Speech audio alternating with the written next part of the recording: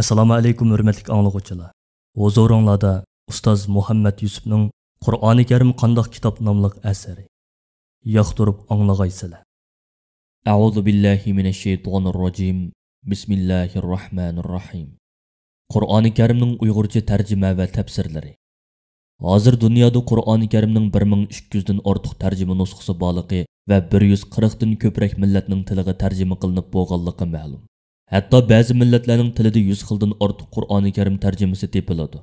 Bizning ona vatanimizga kelsak, 12-asrda Qaraxoniylar davrida Qur'oni Karimning Uyg'urcha tarjimasi borligi kelgan ekan.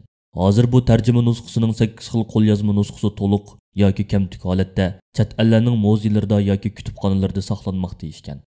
Ma'lum bo'lishicha 20-asrning boshlaridan tortib Uyg'ur ulamolari tomonidan Qur'oni Karimning Uyg'urcha tarjimalari maydonga kelgan bo'lib, rasmiy turda nashr qilinish fursatiga erishamasdan ko'plari yo'qolib ketgan va nurg'unlari Xitoy kommunistlari tomonidan ko'ydirib yo'q qilingan. Faqat o'tgan asrning 40-yillarida Abdul Aziz Chingizxon Qur'oni Karimni Uyg'urcha tarjima qilgan bo'lsa-mu, nashr qilinishga nisb bo'lmay yo'qolib ketganligi so'zlanadi. Yana o'tgan asrning 80-yillarining boshlarida O'zbek olimi Mahmud Tarozining Qur'oni Karim izohliq tarjimasi nomli asari Pokistonda Chag'atay yeziqida nashr qilingan bo'lib, bu tarjima bizning vatanga yetib borgan edi. Qur'oni Karimning hozirgi zamon Uyg'ur tiliga qilingan tunji tarjimasi Alloma Muhammad Solih Domullo hojim tomonidan maydonga kelgan bo'lib, bu tarjima 1987-yili Beyjingda Millatlar nashriyotida nashr qilinib tarqatildi. Bu tarjima Uyg'urlarning qo'lida Qur'oni Karimning Uyg'urcha tarjimasi bo'lmaslikdan iborat bir bo'shliqni bir qadam to'ldirgan bo'ldi.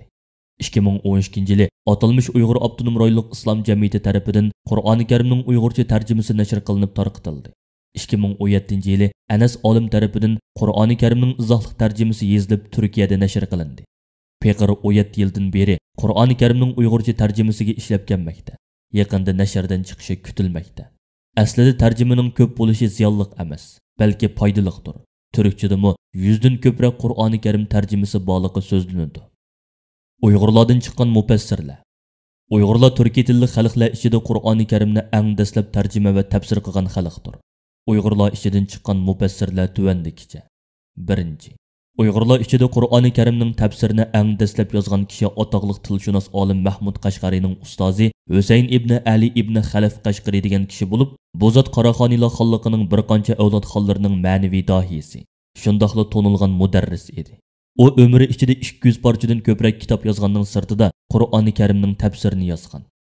2.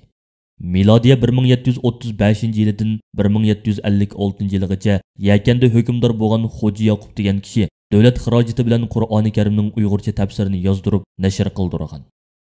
3.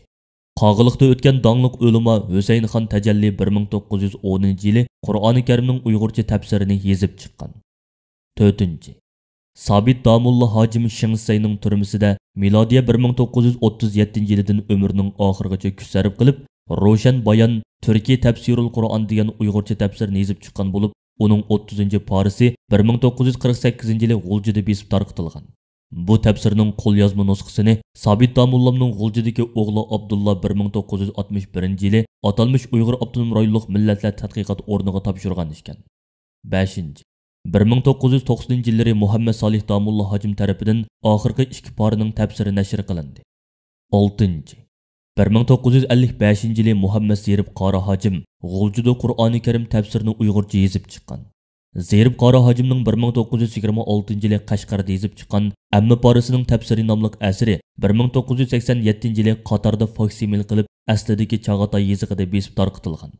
Keyincha 2003-yili shu faksimil nusxasiga asosan Saudiya Arabistonining Jiddi shahrida hozirgi zamon Uyg'ur tiliga o'zgartib nashr qilingan. To'liq nusxasi 2018-yili Istanbulda nashr qilingan. 7. Tafsir Javharlari nomli 10 tomliq tafsir Peqir Muhammad Yusufning qo'lida o'tirg'i chiqqan bo'lib, 1 yil ichida nashrdan chiqishi kutilmoqda. Bu tafsirning 1-2 tomlari 2018-yili Qozog'istonda rus harfidagi Uyg'ur tilida nashr qilinib tarqatildi. Hozirgi zamon Uyg'ur tiliga tarjima qilingan tafsirlar. 1. Tafsiri Ibn Kasir 2005-yili Uyg'ur tarjima markazi tomonidan tarjima qilinib, Beyrutda nashr qilingan. 2. Oxirgi 3 parining tafsiri 2007-yili Saudiya Arabistonining Riyod shahrida tarjima qilinib bostirilgan. 4. Fezilal Qur'on ba'zi surlarning tarjimasi 2014-yili İstanbulda nashr qilingan. 5. Tafsiri Sa'di nashr qilinmagan. 6. Sahvatu Tafasir nashr qilinmagan. 7. Tafsiri Tantavi tabiiy fanga oid oyatlarning tarjimasi nashr qilinmagan. 8. Tafhimul Qur'on nashr qilinmagan. 3. Bölüm Qur'oni Karimning mo'jizalari. Avval shuni bilish kerakki, Qur'oni Karim biror fan texnika kitobi emas, yoki u koinotning sir asrorlarini bayon qilish uchun tushirilgan kitobmi emas. Balki u aqida, ibodat, axloq, muomala, qonun tuzum kitobidir. U insonlarga fan texnikadan ma'lum mavzularda yepuchi berib, ularning izlanish yo'lini ochib beradi. Demak, Qur'oni Karim umumiy qonuniyatlarning xususiy yepuchini ko'rsatib beradi. Allah Taala insonlarni dunyo va oxiratlik baxt saodatning yo'llariga hidoyat qilish uchun Qur'oni Karimni hidoyat manbai qilib tushirgan. Shaksizki, bu Qur'on insonlarni eng to'g'ri yo'lga boshlaydi. Yaxshi ishlarni qiladigan mu'minlarga ularning cho'ng mukofotga erishadiganligi bilan xush xabar beradi. Sura Isro 9-oyat. Qur'oni Karimning hidoyati insonlarni Alloh Taolaning diniga chaqirish, uning borligiga va birligiga yetarli dalil isbotlarni turg'izish, insonlarga foydali bo'lgan ishlarni o'rgatish va ularni o'zlariga ziyonli bo'lgan ishlardan, gunoh mahsiyatlardan to'sish qatorliq ishlarda har xil usullar bilan amalga oshgan. Qur'oni Karim hidoyat kitobidir. Alloh taolaning borligini, Qur'oni Karimning Alloh taolaning so'zi ekanligini va Muhammad alayhisalomning Alloh taolaning haq payg'ambari ekanligini har bir asrning ilm, ma'rifat va fan texnika taraqqiyoti jihatdagi vaziyatiga va har davr insonlarining aql saviyasiga munosib holda ilmiy mo'jizalar bilan isbotlashmi Qur'oni Karimning hidoyatlaridan biri sanaladi. Chunki Qur'oni Karimning oyatlari bundan 14 asrdan ko'proq vaqt ilgari tushgan va asrlardan beri kishilarni shu zamonlarning saviyasiga loyiq ilmiy mo'jizalar bilan qoyil qilib kelgan bo'lsa-mu, yanada uningda faqat zamonaviy ilm-fan bilan isbotlanadigan nurg'unlagan ilmiy haqiqatlar bor. Şoň zaman taraqqiy qilgan sari, insonlarning ilm saviyasi yuksalgan sari va ilm-fan ilgirlagan sari Qur'oni Karimning o'tmishlarda bilinmagan ilmiy mo'jizalari texmi ko'p oshkorlanishga boshlaydi. Shunda qilib, ta qiyomatgacha bu ilmiy mo'jizalar ichilinishga davom qiladi. Undaqda payg'ambar alayhisalom bu ilmiy haqiqatlarni nima uchun sharhlab bermagan?